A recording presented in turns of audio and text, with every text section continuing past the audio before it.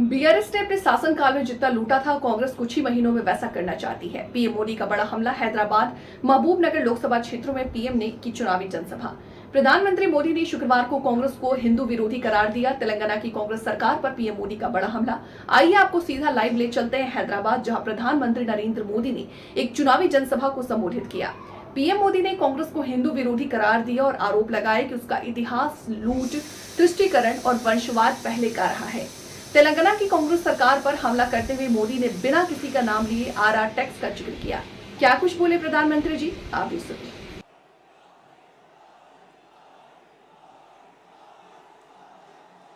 भारत माता की, भारत माता की।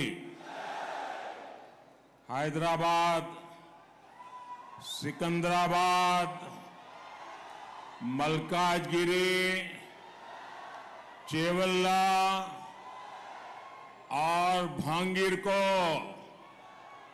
अंदर की नमस्कारम।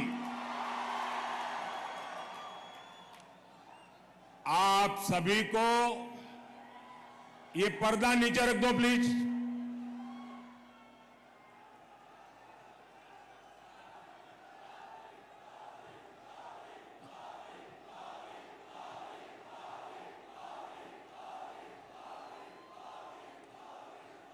आप सभी को अक्षय तृतीया की बहुत बहुत शुभकामनाएं।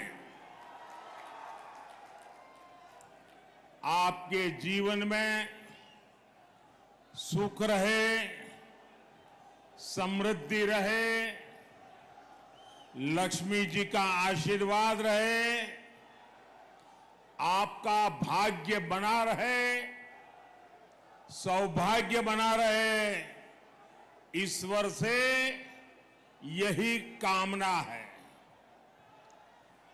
तेलंगाना अक्षय तृतीया एक बड़ा त्योहार होता है। इसके बावजूद भी आज मैं ये दूसरा कार्यक्रम तेलंगाना में कर रहा हूं और जिस प्रकार से लोग उत्साह उमंग के साथ जुड़ रहे हैं, भारत के उज्जवल भविष्य के लिए ये आपका कमिटमेंट दिखाता है। साथियों, हैदराबाद तो स्पेशल है ही, ये वेन्यू भी और स्पेशल है। आप में से बहुत लोगों को याद होगा 10 साल पहले यही एक विराट सभा हुई थी और एंट्री के लिए पैसे देकर के टिकट लेना पड़ता था।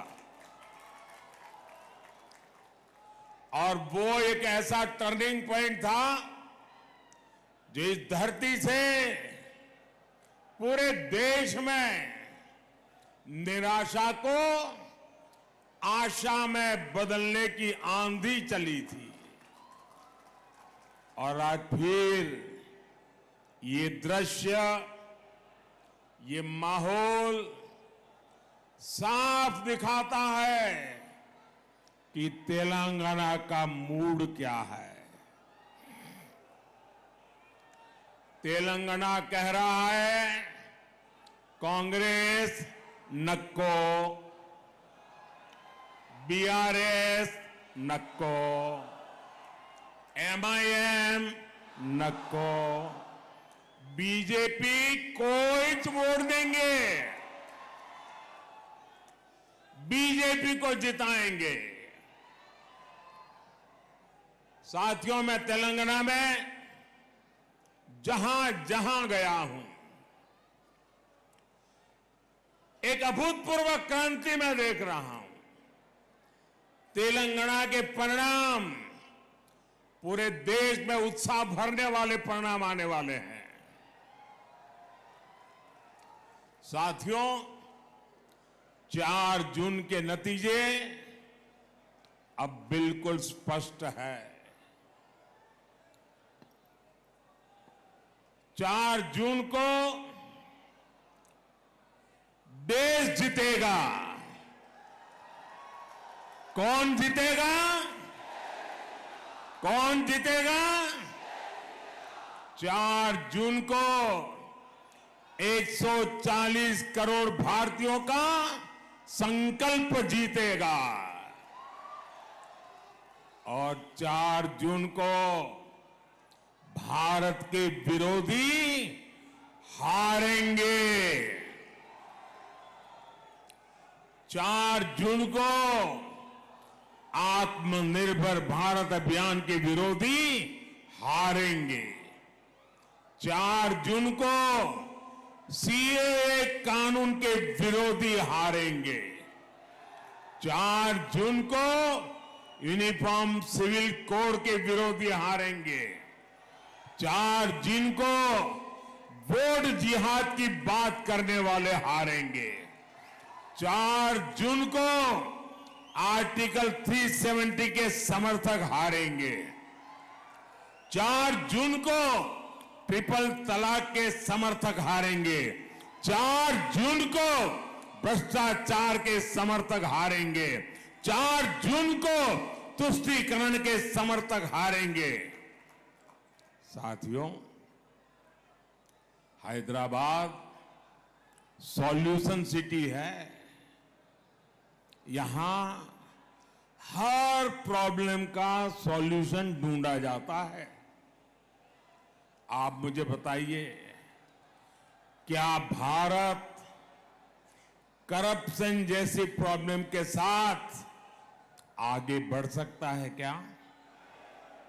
पूरी ताकत से बताइए, बढ़ सकता है क्या? बढ़ सकता है क्या? क्या भारत को लाखों करोड़ के स्कैम करने वाली पार्टियां आगे बढ़ा सकती है क्या? क्या यूथ की एस्पिरेशंस को इग्नोर करने वाली पार्टियां देश का भविष्य बना सकती हैं? क्या मिडिल क्लास के ड्रीम्स को कुचलने वाली पॉलिटिकल पार्टियां आपका भला कर सकती हैं? क्या हर प्रोजेक्ट में पहले करप्शन का पोटेंशियल खोजने वाली पार्टियां मॉडर्न इंफ्रास्ट्रक्चर बना सकती हैं? तो ये काम कौन कर सकता है? ये काम कौन कर सकता है? ये काम कौन कर सकता है? ये काम कौन कर सकता है? ये काम कौन कर सकता है? मोदी नहीं, ये आपका एक वोट कर सकता है। ये आपके वोट की ताकत है जो इन सारी समस्याओं का समाधान है। आपने बीजेपी को वोट, एनडीए को वोट दिया। भारत भी अपनी दशकों पुरानी प्रॉब्लम्स के सॉल्यूशंस पर काम करने लगा।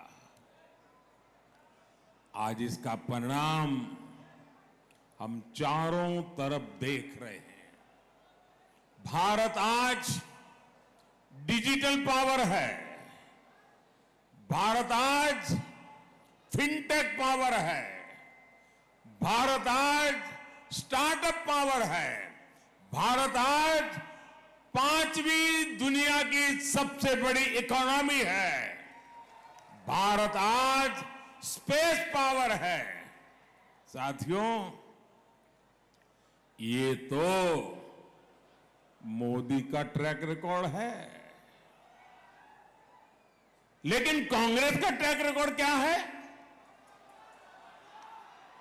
कांग्रेस का ट्रैक रिकॉर्ड है लूट, लूट, लूट। कांग्रेस का ट्रैक रिकॉर्ड है अपीसमेंट। कांग्रेस का ट्रैक रिकॉर्ड है डायनेस्टी फर्स्ट। कांग्रेस का ट्रैक रिकॉर्ड है आतंकवादियों पर नरमी। हमारे जो फर्स्ट टाइम वोटर्स हैं ना, मैं तो चाहूंगा कि हर परिवार अपने 18, 20, 22 साल के बच्चों के साथ बैठे और 10 साल पहले क्या हाल थे उसकी जरा चर्चा करें। शायद इन फर्स्ट टाइम वोटर जो आज से 10 साल पहले 8 साल, 10 साल, 12 साल के थे, उन्हें तो याद भी नहीं होगा 10, 11 साल पहले यहां दिलसुख नगर में सीरियल बम ब्लास्ट हुए थे। कांग्रेस की सरकार में पहले पूरे देश में ऐसी ही खबरें आती रहती थी। कोई परिवार रेस्टोरेंट में खाना खाने गया है, ब्लास्ट हो जाता है। कोई परिवार थिएटर में मूवी देखने गया है, ब्लास्ट हो जाता था। कोई परिवार बस से ट्रैवल कर रहा है, ब्लास्ट हो जाता था। आज कहीं से भी ऐसी खबरें आती हैं क्या? जरा इस तरफ से मुझे जवाब चाहिए। क्या ऐसी खबरें आती हैं क्या? उधर से जरा बताइए, ऐसी खबरें आती है क्या? ये बम ब्लास्ट किसने रोके? ये बम ब्लास्ट किसने रोके? ये बम ब्लास्ट किसने रोके? ये बम ब्लास्ट रोकने का काम आपने दिल्ली में एक मजबूत सरकार बनाई, मोदी को सेवा उसका अवसर दिया, तब जाकर के रुका है। लेकिन ये बात कांग्रेस और इंडी गठबंधन को पसंद नहीं आ रही है। देश में ये खून खराबा फिर से शुरू हो, इसके लिए कुछ ताकतें मोदी को हटाने में जुटी है। इसलिए मैं हैदराबाद से पूरे देश को सतर्क करना चाहता हूं। कांग्रेस को वोट देना मतलब वो पुराने दिन जो कोई अनजान पंजा आतंक को उसके साए में जीने के लिए देश को मजबूत कर दिया था, देश को मजबूर बना देता था। और इसलिए फिर से एक बार देश आतंक की लपट में आना नहीं चाहता है। साथियों, कांग्रेस हमेशा से एंटी मिडिल क्लास पार्टी रही है। आप याद कीजिए, जब ये सरकार में तो कैसी कैसी बातें करते थे। इनके एक नेता कहते थे कि मिडिल क्लास केयरलेस हैं। उनके नेता कहते थे कांग्रेस के, वो कहते थे कि जो आइसक्रीम पर पैसा खर्च करते हैं वो महंगाई की शिकायत क्यों करते हैं। याद है ना पुराने बयान? ये कांग्रेस के नेता सरकार में रहते ऐसे बयान देते थे। साथियों, इस बार भी कांग्रेस के मैनिफेस्टो में मिडिल क्लास के लिए जरा सा भी विचार नहीं किया गया है। लेकिन ये लोग मिडिल क्लास की कमाई का एक्सरे करके उसे अपने वोट बैंक की और उनको बांटने की घोषणाएं डंके की चोट पर कर रहे हैं। साथियों, आप मुझे बताइए, आपकी जो संपत्ति है उस पर आपके संतानों का अधिकार है कि नहीं है? जरा मुझे सबके सब लोग बताइए, क्या आपकी संपत्ति पर आपके संतानों का अधिकार है कि नहीं है? क्या कोई सरकार आपकी संपत्ति छीनकर